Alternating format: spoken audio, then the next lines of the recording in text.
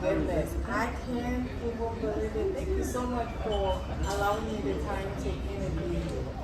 Chris, this is going to be fantastic. It has been such a great honor to be here and watch history in the making.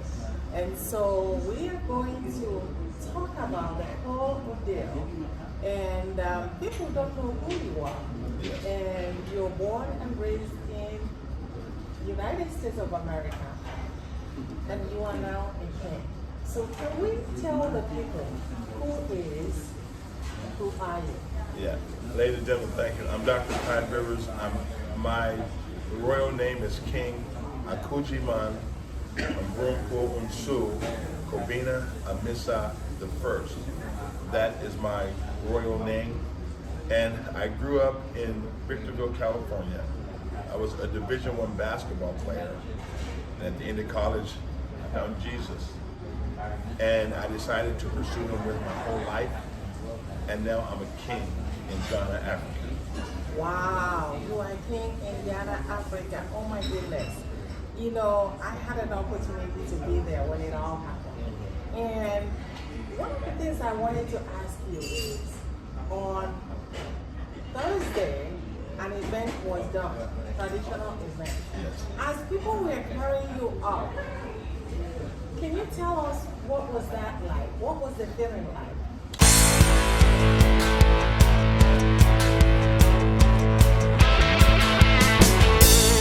When they were carrying you up? You know, it was such an amazing thing because I said, why do you want to carry me? And they said, our king is always lifted higher than us. And it's kind of overwhelming because when you realize you're a king and your people are lifting you, but the real job is for me to lift them. So I said, as you carry me now, I will lift you later to where you have a better life. So that's the ironic part of that. They're carrying you, but in reality, you're called to carry them. Wow. You know, when I think about you, I think about how the journey has been for you to go from where you were to now being a king in Ghana, in the continent, the beautiful continent of Africa, the country of Ghana. That's where we are coming to you right now and doing this interview. So can you talk to us, what was that journey for you, being where you were back in America to being the voice of your people in Ghana? You know, I always had a heart for the underdog. I was a competitive athlete. So when I found God, I was just as competitive. And what I realized is this, there's good and bad about competition. When you have to win and other people lose, that's not a win for you in the long haul. So I've had to learn when everybody wins, we win.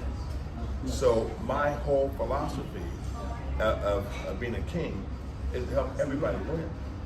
And there's no words. How do you explain this? I'm an American, and I'm asked to be a king in Ghana. And my journey was, when I came to Africa, I saw some of the smartest people in the world, but no one recognized them. And I said, no, this narrative has to change. So I committed my life to helping Africa. And when people hear this, when you're faithful over little, God can make you ruler over much. And I'm a ruler today in Ghana because I live a life of being faithful over little things my whole life. So I think sometimes, Dr. Christie, people look for the big door. Look to serve and God will promote. Look to serve and God will promote. And now as we continue this interview, I'm thinking 3 years ago, 5 years ago, you said, you came to Ghana, Yes. but you never envisioned this day. Tell me what happened 5 years ago and what was the word that you put out? 5 years ago, I came to this country. I met 3 days before the election. I was supposed to speak on civility and peace. And one of the amazing things is I went to the Amina Castle, where the slave trade was. And I went there and I took a picture in front of a sign that basically says never again. And I said, I'm gonna help.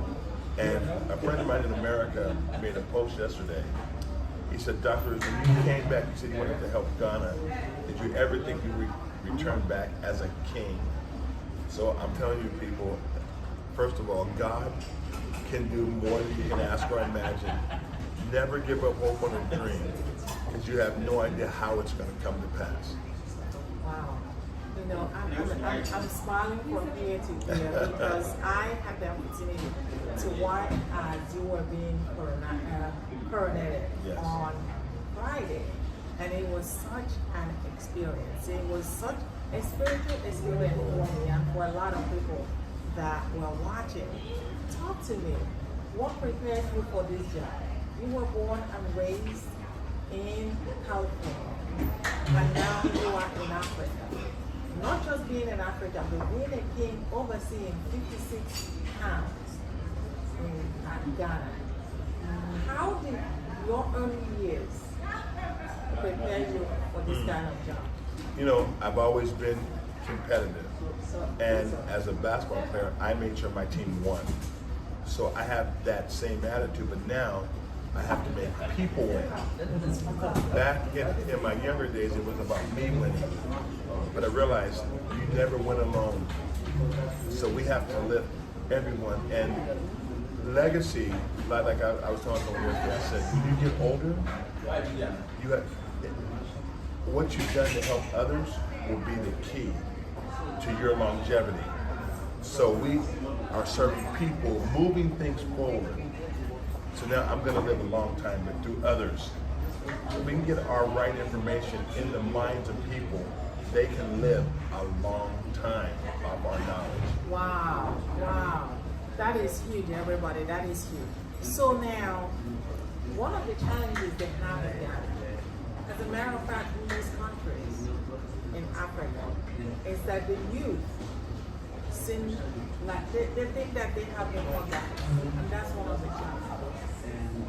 How, if there's any youth watching right there, right now in Ghana, what would you tell them? First of all, I would tell every national leader that young people are 100% of their future. So you have to always look at 100% of your future as young people.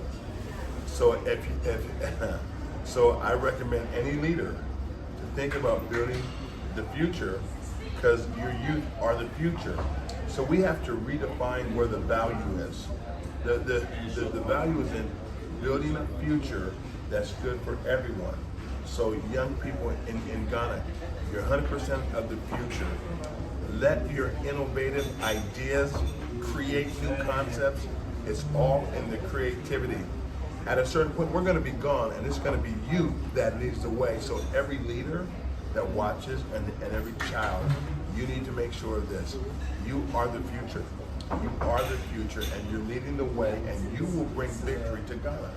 So don't be discouraged. And if I can tell you one thing, trust God. God's the one that created you, knows everything about you. So, and God can take you. I'm an American, and I'm a king in Ghana. If God can do something that supernatural for me, what can He do for you? Wow. Now, if you are a youth, I want to tell you from my own experience that your king is going to make sure that you not only have the voice, that going to school to get an education and having to come out and not being able to hold any job, that will be the thing on the past. And so as we continue this conversation, one of the spiritual experience that most of us got to witness was when your assistant came to greet you after your coronation. Can you tell us how that experience, what was going on between both of you?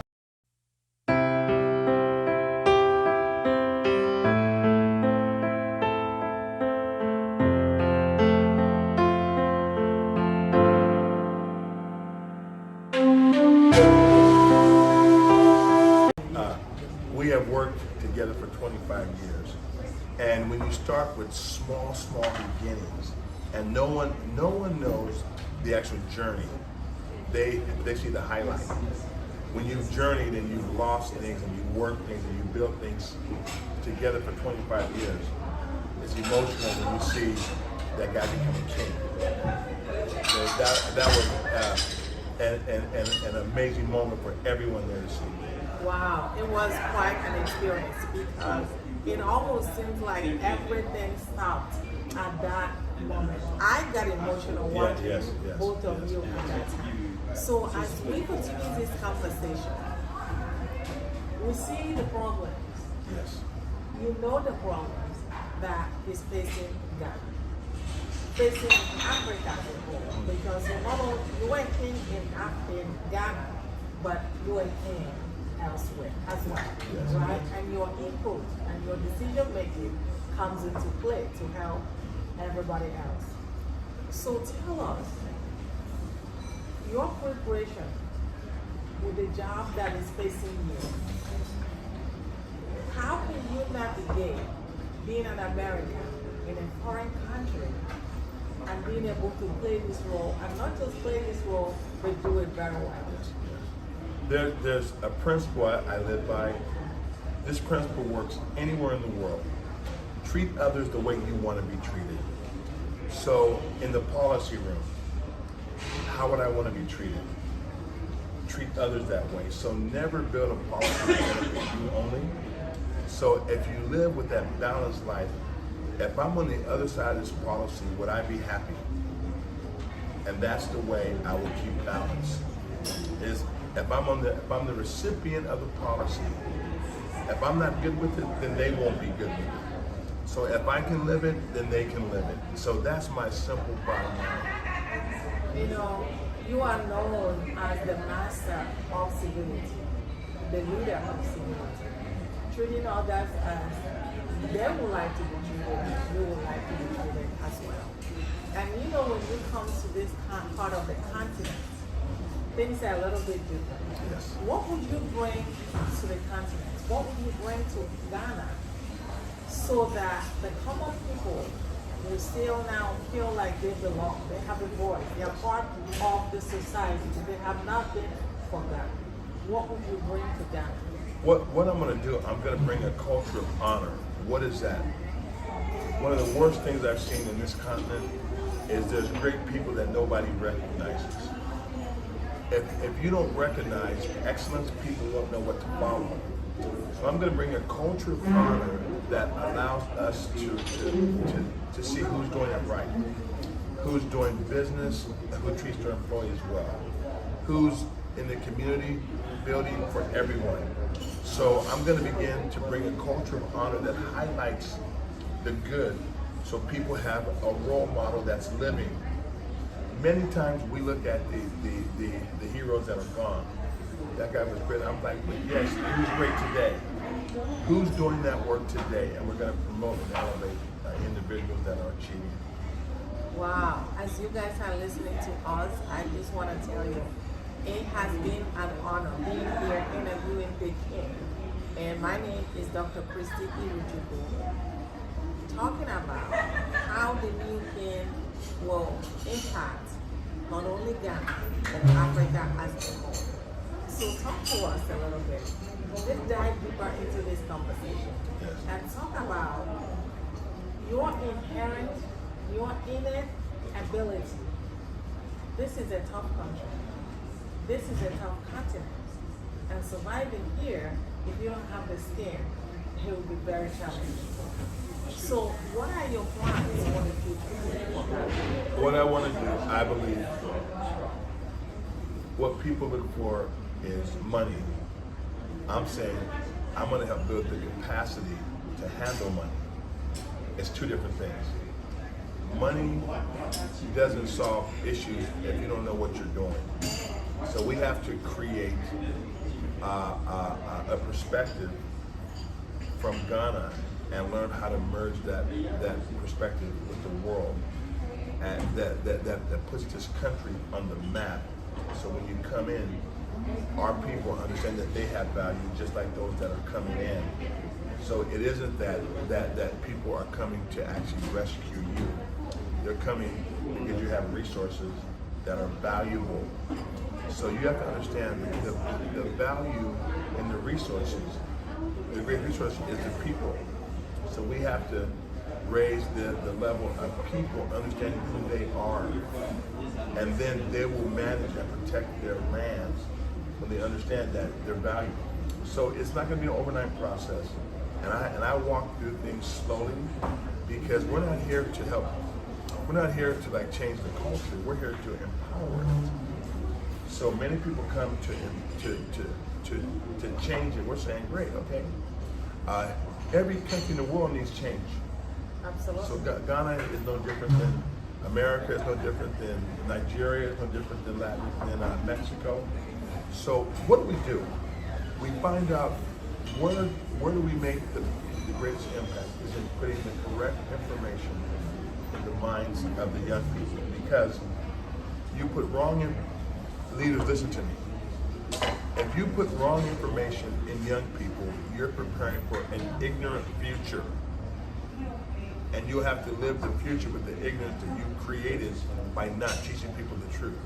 When you teach people the truth, you have the better chance at building a better future because the truth sets people free. That is really good. I love that you said that because that will go into my next question. I help women narrate their story because when you help women, you not only help their family, I believe you help their community, I believe you help the country as a whole. And one of the challenges that women all over the world, especially this part of the world, are having is that women don't have the voice. They don't have a voice in the things that matter. Whether we're talking about politics, whether we're talking about non-politics, especially when we come to rural areas. How can your kinship, your being informed, help those women? When we adopt the philosophy, treat others the way you want to be treated, it makes it hard to disrespect others. So we need to work on this concept. Treat others the way you want to be treated. Because the way you treat people, you will be treated that same way one day. So there's an unintended consequence when people treat people wrong.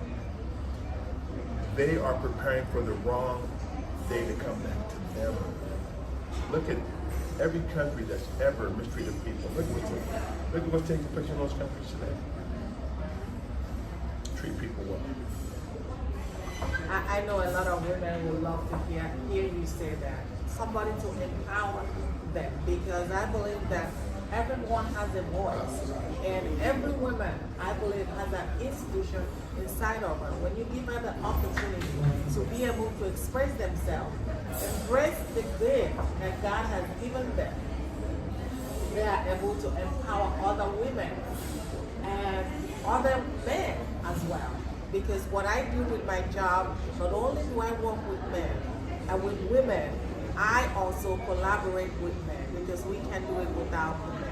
As I help women narrate their story and they can free themselves from the bondage of not being able to express themselves, it helps not only for the family, as I said, but the entire community and the world as a whole. And this is why I endorse your narrate your story. This is one of the most important programs that Africa and the world needs. People listen to me. Narrate Your Story Now is an initiative that, as a king, I endorse because it will make people's lives better. So that's coming from me. Well, thank you for that shout out. I appreciate it. And so as we bring this interview to the end, I know what's in the mind of so many.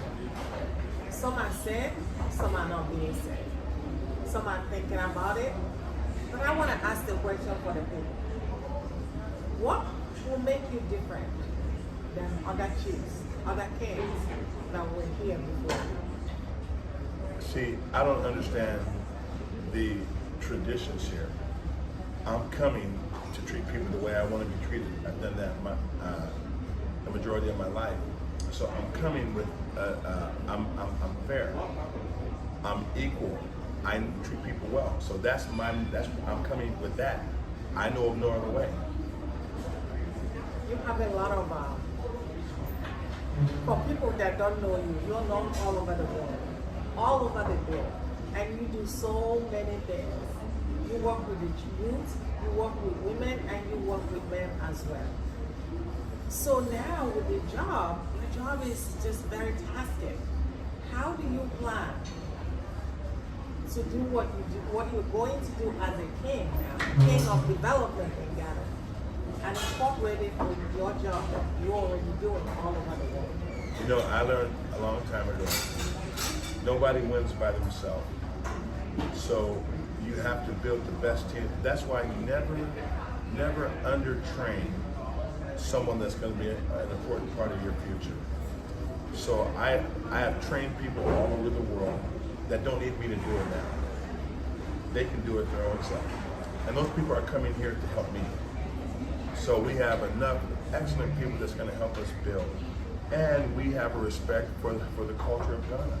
We're not trying to impose our will. We're saying, how do we hook up and work together? You bring stuff to the table, we bring things. So how do we assist and not come with the mindset that they need me? We need each other to build a better tomorrow in Ghana and the world.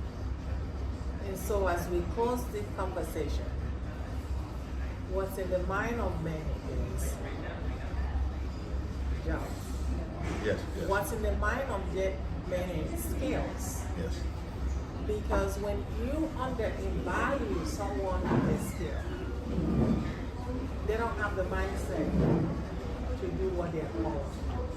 What would be what are the things that you put front as you proceed to come to Ghana as a chief that you're going to do to make sure that there's expansion, their work, their skills? Can you tell us? Yes, we're going to educate people. One of my first things is bring entrepreneurship education. When you have people that can create for themselves, they'll build their tomorrow. So if you ever start to build entrepreneurs, teach people that spirit of entrepreneurship, because it's going to expand, it'll make things change, it'll make things grow. So I'm going to have various groups coming in that are picking certain people to work with and train in entrepreneurship. All right. And thank you all for watching us. We're going to ask the last question. And the last question is, how do you feel as a new king? Great. Man, this has been so empowering. But I know I didn't take this task for the fluff of it.